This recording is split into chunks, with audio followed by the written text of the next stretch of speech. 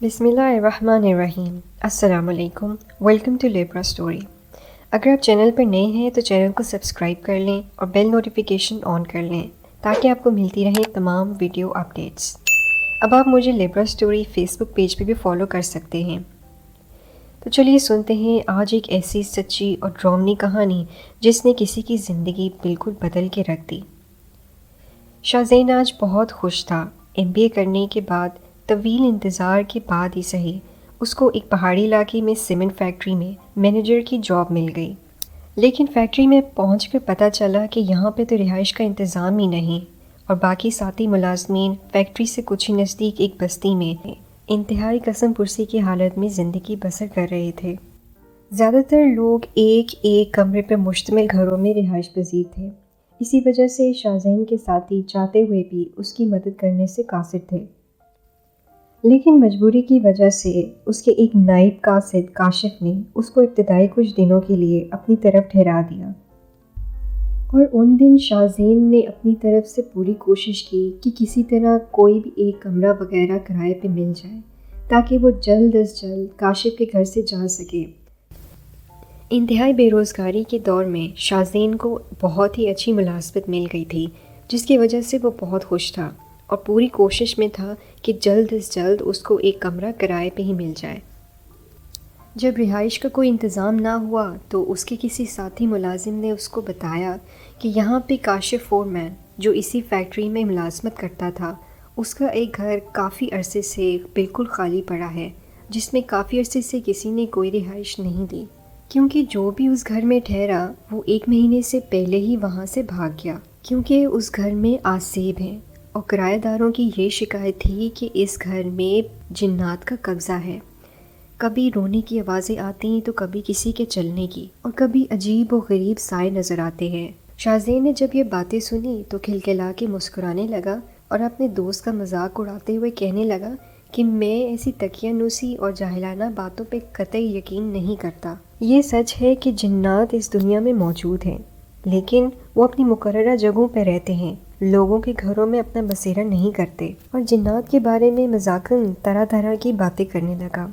اپنے ساتھی کے منع کرنے کے باوجود بھی اس نے مکان مالک سے ملنے کا اصرار کیا۔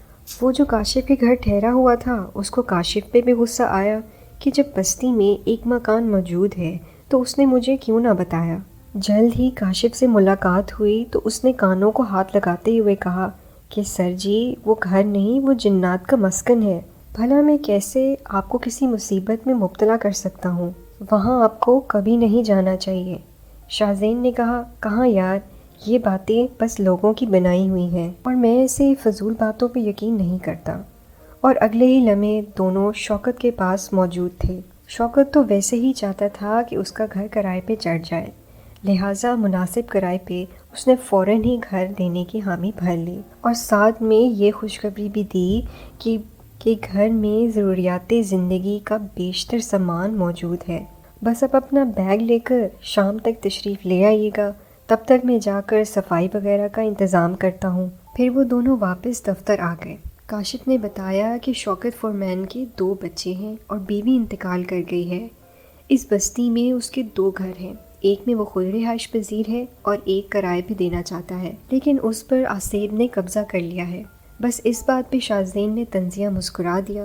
چھٹی کے بعد کاشف کسی ضروری کام کی وجہ سے اس کے ہمراہ نہ جا سکا، لہٰذا اس نے خود ہی اپنا سامان کاشف کے گھر سے لیا اور کسی سے پوچھ کر شوکت کے گھر میں پہنچ گیا، اور راستے میں ہی اس کو شوکت مل گیا جو بہت ہی خوش نظر آ رہا تھا۔ جلد ہی وہ دونوں اس مکان کے اندر موجود تھے جو اس بستی سے تھوڑا دور بنا ہوا تھا۔ مکان خوبصورت تھا، کشادہ تھا۔ کمرے کے آگے چھوٹا سا برآمدہ اور چھت پہ چڑھنے کے لیے سیڑھیاں بھی موجود تھیں۔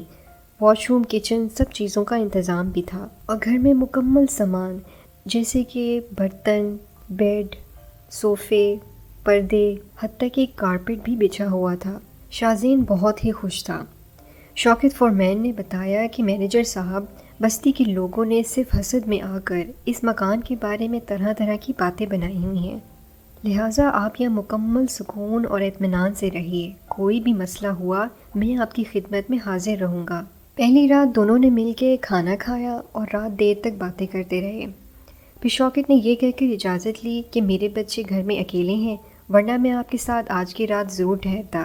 دن گزرتے رہے اور شاہزین کے ساتھ کوئی بھی ناخوشگوار واقعہ پیش نہ آیا، جس کی وجہ سے شاہزین کا دل اس مکان کی طرف سے بہت ہی مطمئن ہو گیا۔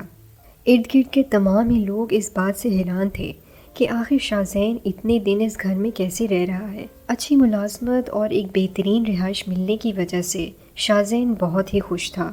صرف ایک ہی مسئلہ تھا اور وہ تھا تنہائی، کیونکہ اس مکان میں لوگ آنا تو دور کی بات اس کے پاس سے گزرنا بھی نہیں چاہتے تھے، بلکہ بعض لوگ تو شاہزین کو بھی مشکوک نظروں سے دیکھتے تھے۔ 1.5 مہینہ گزر گیا تھا اور شاہزین کو تنخواہ بھی مل گئی اور حالات بھی اطمینان بخش تھے۔ ایک رات ٹھیک 12 بجے شاہزین کو گھبراہٹ محسوس ہوئی اور وہ پانی پینے کی غرض سے کچن میں گیا، لائٹ آن کی اور پانی کا نل کھولا۔ نل کھولتے ہی اس کے ہاتھوں پہ تازہ خون آ کے گرا۔ خون دیکھ کر ہی شاہزین کے ہوش اڑ گئے، لیکن اگلے ہی لمحے نل سے پانی بہہ رہا تھا اور خون کا نام و نشان ہی نہیں تھا۔ جلد ہی شاہزین نے اپنے آپ کو سنبھالا اور نیند میں اٹھ کر آنے کی وجہ سے اپنا وہم سمجھ کر پانی پیا اور واپس جا کر بیڈ پر لیٹ ہی گیا۔ ابھی تھوڑی ہی دیر گزری تھی کہ اس نے کھڑکی میں کسی واضح سائے کو دیکھا۔ وہ فوراً اٹھ کر باہر آیا اور دیکھا وہاں تو کچھ بھی نہ تھا۔ اس نے سارا گھر حتیٰ کہ چھت بھی دیکھی، لیکن کچھ نہ ملا۔ وہ اندر سے ڈر چکا تھا۔ پھر دوبارہ سونے کی کوشش کی تو نہ جانے رات کے کس پہر شاہزین کی آنکھ لگ گئی۔ اگلے ہی دن شاہزین نے صرف شوکت کو رات کو رونما ہونے والے اس واقعے کے بارے میں بتایا۔ شوکت نے شاہزین کی بات کی نفی کی اور کہا، مینیجر صاحب یہ سب آپ کا وہم ہے، بھلا آج کل کے زمانے میں دقیانوسی باتوں پہ کون یقین کرتا ہے، اور ویسے بھی ماشاءاللہ آپ تو اعلیٰ تعلیم یافتہ ہے۔ یہ سن کر شاہزین کو خاموش ہونا پڑا۔ مزید ایک اور ہفتہ گزر گیا اور شاہزین کو کسی اور ناخوشگوار واقعے کا سامنا نہیں کرنا پڑا۔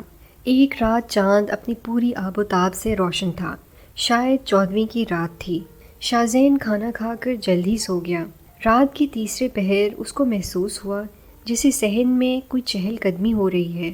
اس نے گھبراتے ہوئے کمرے کا دروازہ کھولا اور سامنے ایک عجیب و غریب منظر اس کا منتظر تھا۔ پورا صحن بے شمار بکریوں سے بھرا ہوا تھا، جن کی ٹانگیں بہت لمبی تھیں اور سر دیواروں سے بھی اونچے تھے۔ یہ منظر دیکھ کے وہ بہت گھبرا گیا اور واپس کمرے میں آ گیا۔ آتے ہی اس نے دروازہ بند کر دیا۔ وہ دم بخود کافی دیر تک کھڑا رہا، پھر کھڑکی سے باہر صحن میں دیکھا تو کچھ بھی نہیں تھا۔